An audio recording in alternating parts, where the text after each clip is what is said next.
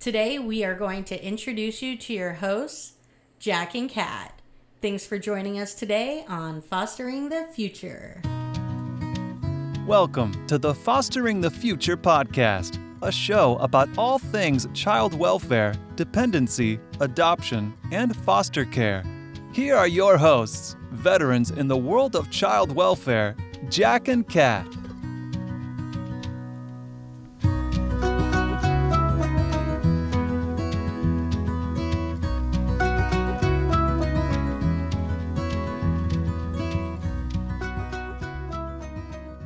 We believe that every human has incredible and equal value regardless of what side of the courtroom we sit on. We hope that everyone feels welcome and accepted here on Fostering the Future.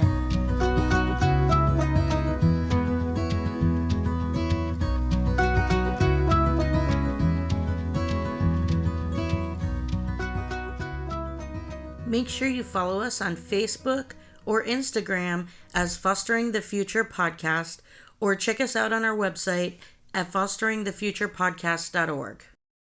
So I am Jack, and I am a wife, and I met my husband in 2007, and pretty much the first day I met him, I knew that he was my person, and we have been married for 12 years. He is my best friend, my partner in crime, and he makes all my crazy, ridiculous dreams come true pretty much every day.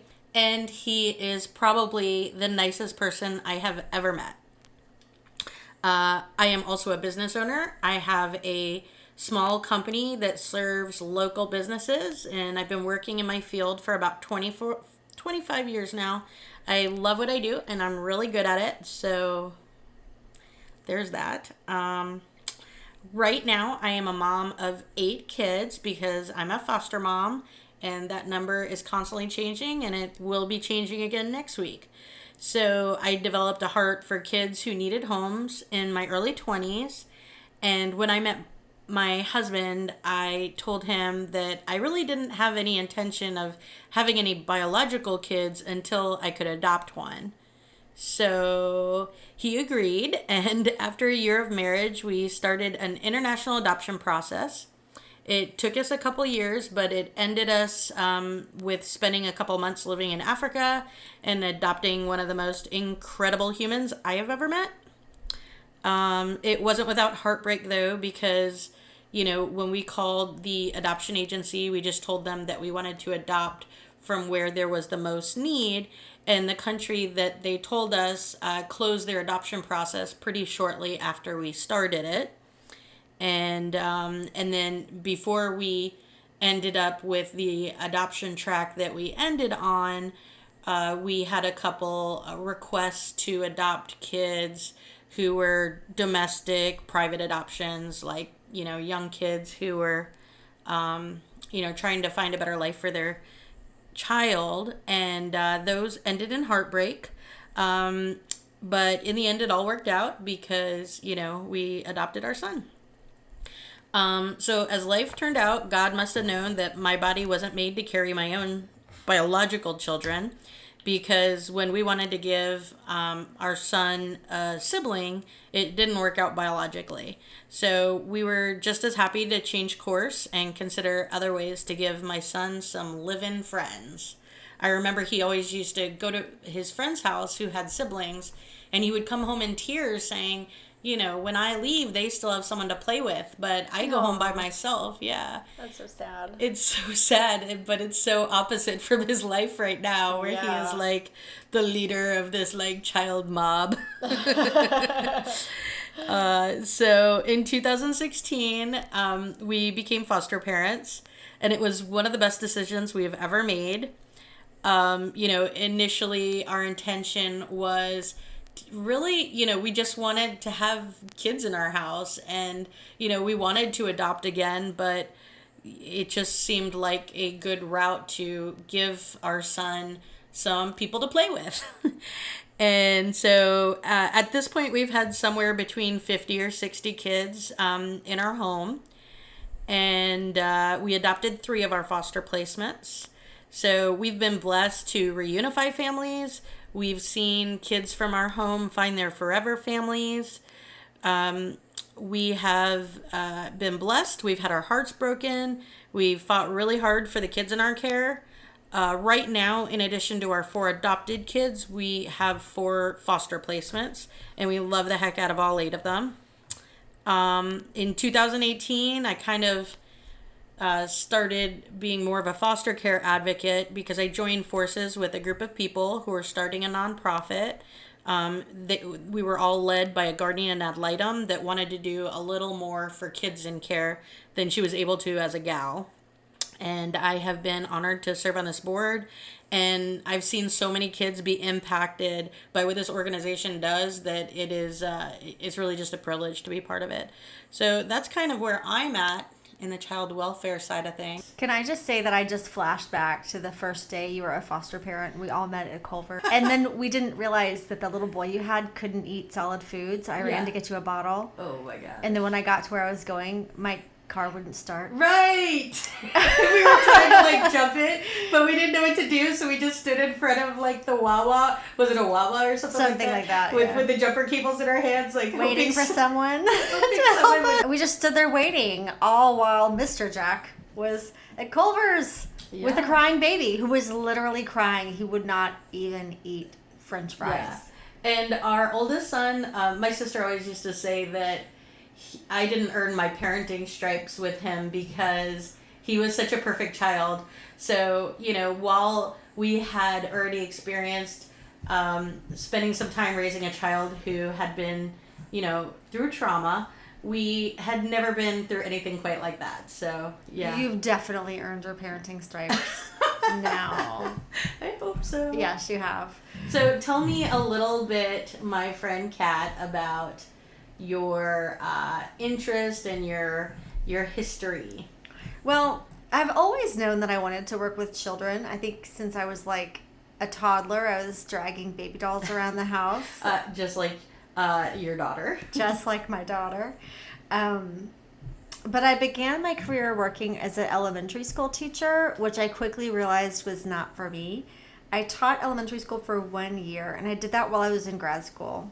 And I learned really quickly that large groups of children are really loud and smelly, and they want all of your attention. And that was, a lot for a 22-year-old. So I did not renew my contract the second year. And the next summer, I did an internship for the Children's Defense Fund in Washington, D.C., and I worked in the press department. And there we worked on issues dealing with child welfare, and which are all issues we're talking about now. How does the money we spend impact children? How do the political issues that we vote on impact children? How does Medicaid impact children? How the issues that our politicians are voting on right now, how does that impact the children that are in care, the kids that are going to be removed, the kids that we call in referrals on, all these things. And so children's health insurance, things like that. So that was really impactful for me because it was like hands and feet on the ground, seeing what people are, voting on and in real time. And so, so that was a really interesting experience. But after I was done with that, I finished grad school, and my first job after teaching was I worked as a caseworker for Child Protective Services in Texas. Oh, so you were like a case manager. I was. I didn't know that. That's really interesting. Yeah, it was really different in Texas than it is in Florida because everybody works for the same agency there. So there's no different agency for CPI and case management, and right. Third floor was CPI investigations, and the first floor was case management. That's where I was. And the fifth floor was adoptions. We're all together. Wow. Yeah. So it's still tough for me to figure out what everybody's doing here, even though I've been here over a decade. Even remembering all the agencies' names. Yeah. Because then each particular function might have multiple agencies serving that function in Florida. Absolutely. So, yeah, I remember when I was in Texas when Florida privatized, and we were talking about, is that going to be a good thing or not? Which I didn't really care at the time, but now I do care because I'm here. So that experience and as a case manager was absolutely life-changing because I was on the ground with parents, with children, and most of these parents were significantly older than me because I was 23, 24.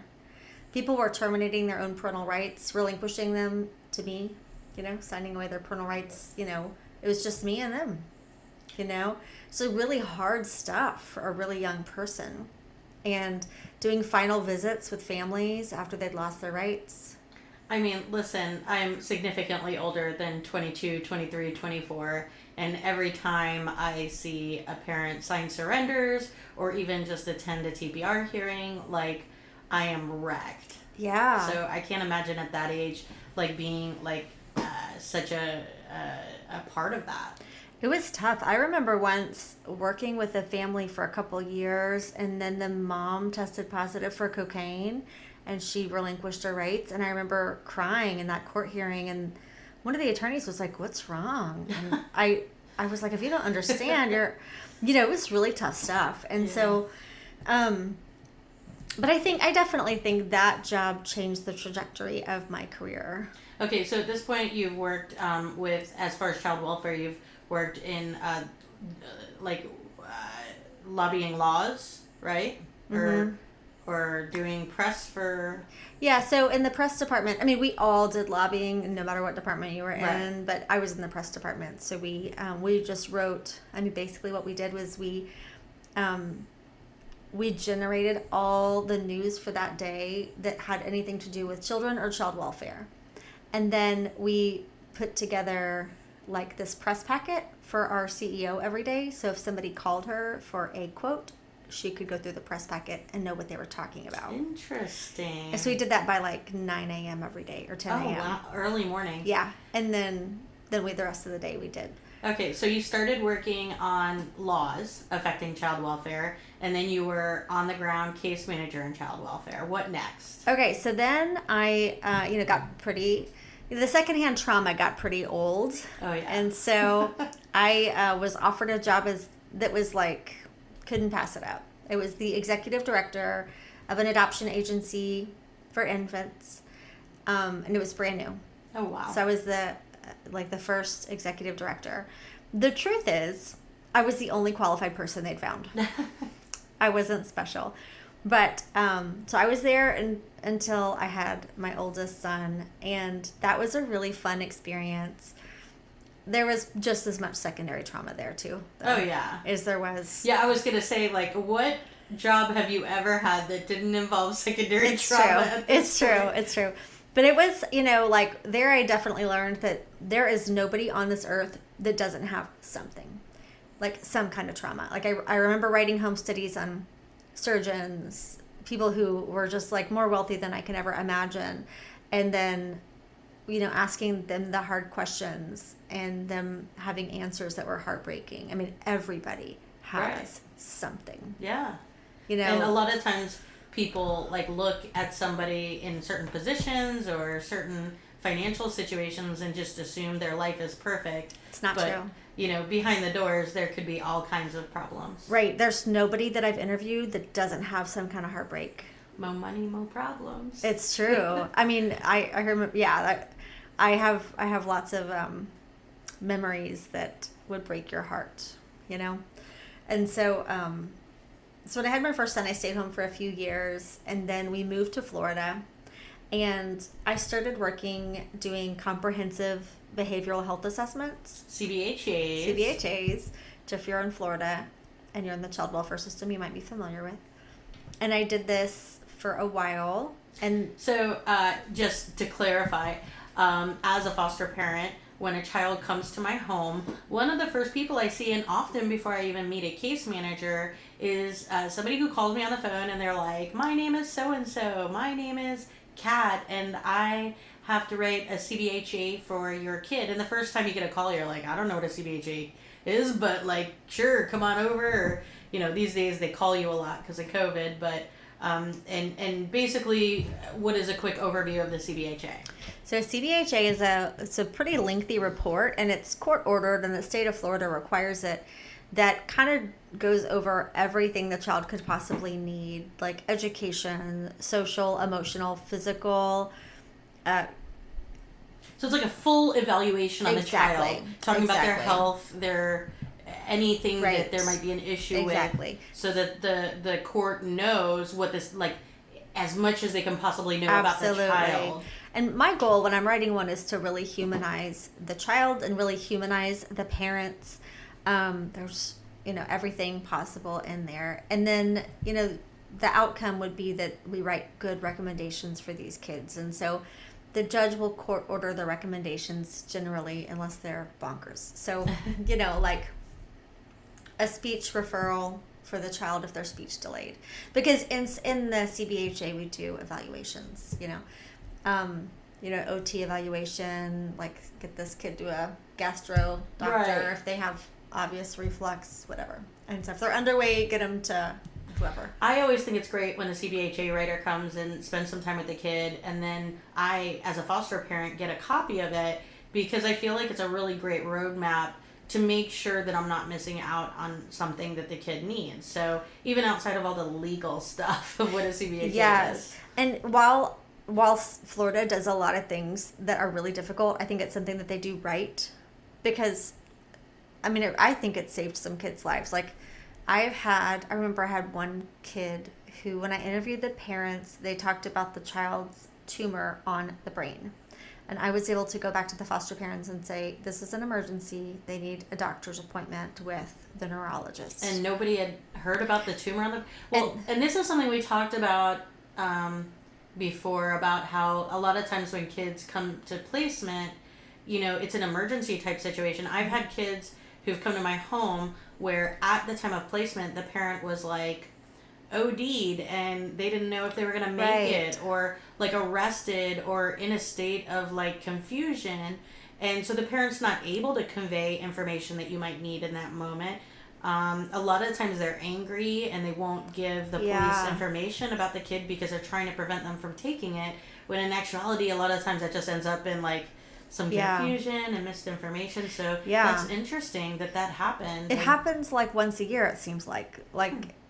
And I haven't written a CBHA in a few months, but I stopped in like October, but that was 11 years. Yeah. Like I've written a lot. So it, like once a year, I will hear something from a grandparent or a parent about, there's something that runs in our family that is a heart condition, because I ask about everything. Right. Like, what runs in your family? What has everybody died from in your family? And I think sometimes the parents and the relatives are maybe more inclined to speak with a CBHA writer, because you're not the quote bad guy. You're just doing an eval for the kids. It's very rare that they won't talk to me. They're almost always happy to talk to someone else other than the people who took their kid. They're usually pretty kind. Every now and then I've got someone that's like, you're talking too fast, and why did you even call me if you don't want to talk to me right now? And I'm saying, well, I just need to make an appointment with you. It's going to take about an hour or an hour and a half, And so, but it usually goes pretty well if they answer the phone.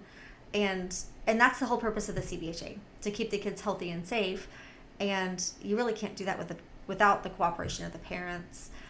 And I feel like when I see it in action, like the brain tumor and that kind of thing, that's when I think, that's when it's like a job well done, Well, yeah, and that's like, wow, like me doing this job that I did just possibly saved this kid's life. That's like such an extreme version of like what we all aim for. So that's really cool. Yeah. And, I've had other ones too that are like, the parents are Muslim.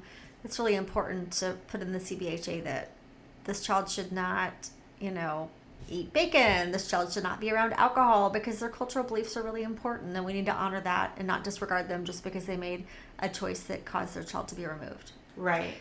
And so those things are important too. So most of your career was writing CBHAs, right? Yeah, I would say that was the bulk of it, because it was about 11 years, and I'll probably go back to it. I just had like some double vision for a while, so I could take a little break. But and so about, I guess, 5 or 6 years into writing CBHAs, I added seeing some kids for therapy to that. So I saw teenage girls for therapy for a while, and now I mostly see little kids. And so I have a full caseload of just little guys right now. I mean, that's kind of fun. They are fun. I love all of them. Yeah, they're a lot of fun. So, so now you're doing therapy for kids in care? They're all in care. Yeah, Okay. They're all in care. So every now and then I get to be a part of a reunification. The judge will order that the therapist assist in the reunification. So the mom will come to therapy or the dad will come to therapy, and I get to be a part of that whole process, and that's really nice. It's really cool. Yeah, it's good to see the whole thing come together. Yeah, I mean, sometimes even as a foster parent, you don't get to be as involved with a reunification. Obviously, I've got two very different quasi reunifications next week. One where a child is going to a relative, which isn't a reunification, but it's him going back to family, leaving my home. And then I have another reunification where it's these three girls going back to their mom. And while the three girls going back to their mom, I feel like I'll probably be a pretty big part of it. In fact, I was going to invite you. Why don't we do it here on the podcast? Okay. All right. The Sunday night when she brings the girls back from their weekend, I'm going to get a cake that says congratulations on it. And I'm going to surprise her when she walks in the door and have my sister's coming with her kids. Goodness. And I just want to jump out and yell surprise and congratulations and all that stuff because she's worked so hard to get to this point and I'm just so proud of her and I just really want her to feel good about it. And I think what's going to happen at reunification is I'm dropping the kids off at school and I think she really wants to pick the kids up from school, which is so cool for them because they're basically going to go home from their last day of school and go With their home. mom. Yeah. But it's sad for me because I wanted to kind of be there. Yeah. So that's why I'm kind of doing this little party. But also, I would love to be there. yeah. So if you and the kids want to come on Sunday, that'd be awesome. I think my daughter would cry the whole time. I'm going to be crying. So I think pretty sure everyone's going to cry. Happy tears though. So even as a foster parent, sometimes we don't get to really be part of that reunification because this other kid is going to a relative. Basically, someone's going to come pick him up from my house, and then he's just going to be gone. But I'm sure that will be really great for his family. It is. But that's one of those bizarre ones where, we've all known him all this time, and then he'll just be gone. I know. It's And then it was my last infant that was with me. Actually, just today, an hour or two before you got here, I got a couple videos and pictures of her from. She's living with a relative now. They send me pictures and videos of her getting older and she's so big. It's unbelievable. Oh, everybody adores this baby. Everybody. My 3 kids. I mean, weren't you in my house the day they dropped her off? I was. We were all here at 2 a.m. My boys were in this storage room looking for baby supplies with Jack's son. Yep. I think we were up changing her diapers, feeding her, all of us at 2 a.m. Yeah, it was super fun. Hanging out on the couch.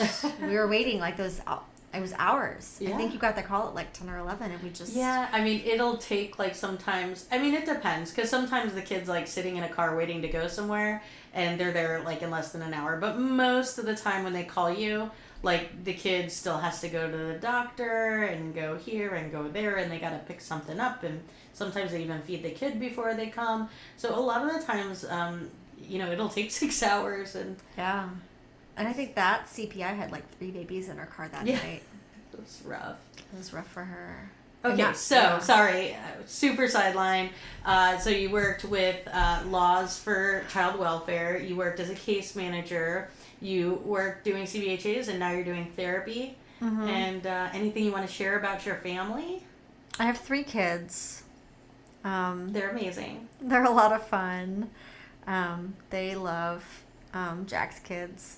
I mean, your daughter just always kills me. And I just remember when she was a little baby and she's that same little creature, this bubbly cartoon child that... She's the same. She's so much. She's slowly morphing into Phoebe from Friends. But... oh my gosh, yes! She is. She is. She is. But I think the reason that we met was because of your son and my second son's baseball experience. Yes. And thank God for that. Yeah.